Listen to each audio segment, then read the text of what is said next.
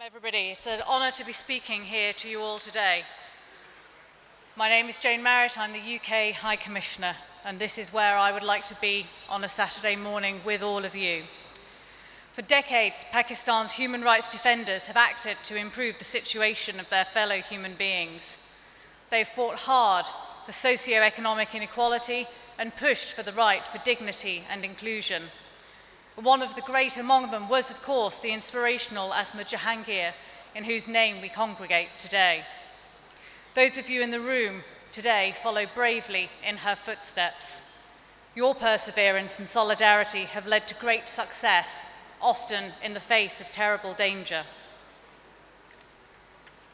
As the conference theme notes, this is the year of elections, and an estimated 4 billion people globally will head to the polls in at least 64 different countries. This is around 50% of the world's population, more voters than ever in history. Almost every country in South Asia has either conducted elections or is heading to the polls this year. And like the rest of the world, this region's democracy is fragile. Every democracy, of course, needs to ever evolve and ever contest. We must never take democracy for granted. We must never be complacent. The UK is one of the oldest established democracies in the world, and yet there are still constant steps that we need to take.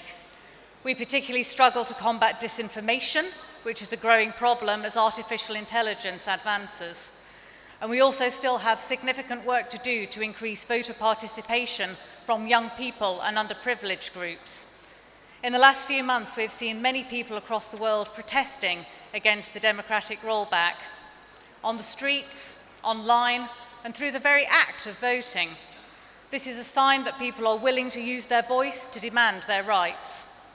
The right to vote is, of course, the most fundamental tenet of democracy, as the will of the people is the basis for the authority of the government. And here in Pakistan, it was heartening to see people turn out in number to vote in February. As UK Foreign Secretary Lord David Cameron said in his statement, this was despite serious concerns about the fairness and lack of inclusivity of the elections. Not all parties were formally permitted to contest the elections, and legal processes were used to prevent some political leaders from participation and to prevent the use of recognisable party symbols. Restrictions were imposed, as we know, on internet access on polling day, and social media continues to be disrupted. There were significant delays in the reporting of results and claims of irregularities in the counting process. And challenges like this can undermine democracy. But therefore, this conference is more important than ever, because this conference this weekend, for example, has got a range of sessions on improving accessibility in polls, including for the most marginalised groups, such as the transgender persons and the Ahmadi community. We must work hard together as one, Pakistan's government, its civil society, and its friends, like those of us in the international community, to nurture the seeds of an open society and vibrant democracy in Pakistan. Why? Because open societies are more inclusive. Open societies promote development. On average, open societies have higher levels of growth, higher levels of accountability and justice, lower levels of corruption, more ambitious climate policies, and are less prone to conflict and stability. The new government has a responsibility to the people it serves and to represent the interests of all Pakistani citizens and communities with equity and justice. And I'm absolutely delighted to see the high representation today from the government committed to the cause today of human rights, because there is clearly an opportunity now to overcome the politics of division with a sincere commitment to human rights and democracy. Human rights and democracy is easier to deliver, of course, if basic rights are in place. And we know that with poverty, inflation and unemployment, Pakistan's new government is grasping a serious set of severe economic challenges. This affects millions of people's rights to health, to food and to an adequate standard of living. The UK too is also suffering from a cost of living crisis, and I know how difficult it is to see people making a painful choice between paying their energy bills or putting food on the table. And that's why economic reforms like energy tariffs, austerity, and the removal of subsidies need to come with adequate protection for the vulnerable, through existing progressive tariff structures. But it's also why these economic reforms are so crucial and why I'm so glad to see the new government looking to embrace the difficult decisions that it needs to take. Because as long as Pakistan's economy remains constrained, it will be the poorest and the most marginalised who will continue to suffer the most.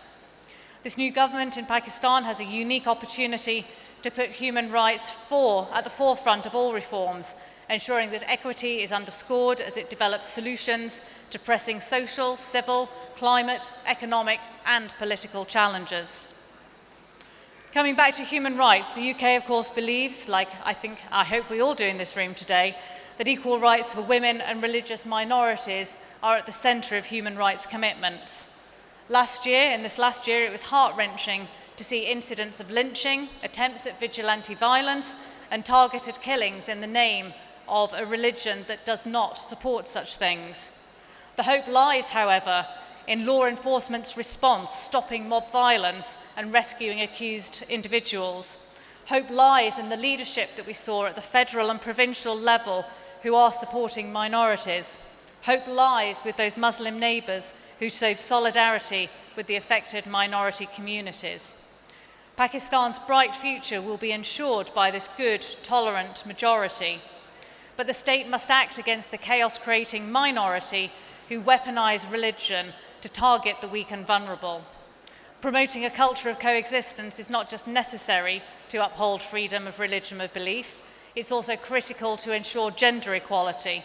And while Pakistan has very good laws and legislation to protect the rights of women, the implementation of these laws needs to be more consistent. Unless they are, it will weaponise the state's response to gender-based violence and discrimination. Patriarchal norms therefore need to be shunned at all levels and not reinforced. We can't talk, of course, about human rights without mentioning freedom of expression. This is a fundamental right that must be upheld in democratic societies, but there is a worrying trend globally of governments limiting freedom of speech, targeting journalists, protesters, and other persons they consider troublesome. Democracies require tolerance. They do not function properly without accountability and transparency. Fair criticism of any state should be allowed and encouraged in an open society, because it's our ability to hear our critics and to introspect, to think about what they are saying, that makes us improve at an individual level, at an institutional level, and at a societal level. And it's unfortunate to see every day around the world that the list of tactics to silence those we disagree with keeps expanding. In February this year, UK parliamentarians have debated instances where debate in Pakistan appears to have been silenced. This includes concerns about enforced disappearances and extrajudicial killings, particularly in KP and Baluchistan. And therefore, I very much welcome the government of Pakistan's recent announcement to reconstitute the Cabinet Committee on Missing Persons and to find a political solution to this long-standing issue. While there are claims that some missing persons are militant separatists or criminals who have gone into hiding or fled abroad, there are still, sadly, many people who are unaccounted for. The families of those who have disappeared are victims too, and should be treated with compassion, dignity and respect, because they have the right to truth and justice. Impartial and thorough investigation is crucial, and it requires humility and openness, and I hope Pakistan will also agree to host the UN Working Group on Enforced Disappearances fact-finding mission. It's also worrying to see short-term disappearances and arbitrary detention of journalists without due lawful processes. Journalists should be free to work in a safe environment without fear of violence, abuse, intimidation, discrimination or interference. And I hope that the measures outlined in Pakistan's Journalist Protection Act can be implemented to protect journalists when they face serious threat of harm. Citizens too have a right to digital free speech, and since February the 17th, access to X or Twitter has been restricted across Pakistan. Whatever criticisms one may have of social media, and there are many legitimate criticisms of social media out there, we simply cannot ignore it as a medium. We must find a way to ensure that people are free to express their views as long as they are not causing harm. So I urge the government of Pakistan to restore access to X and to uphold the right to freedom of expression. And it's also important that any law passed to regulate the online space is done carefully and follows due consideration and consultation with civil society. Here in Pakistan, the UK is contributing to the elimination of online hate speech and disinformation against religious minorities and women. With our partners in UNDP, we are helping the government of Pakistan to build the capacity of information officers and journalists to protect the most vulnerable from online harm. And, shameless plug, I hope that you can join tomorrow's expert panel session at 3:30 in the Shalimar Hall on tackling hate speech and disinformation. I'll finish by coming back to the reason why we're here, Asma Jahangir.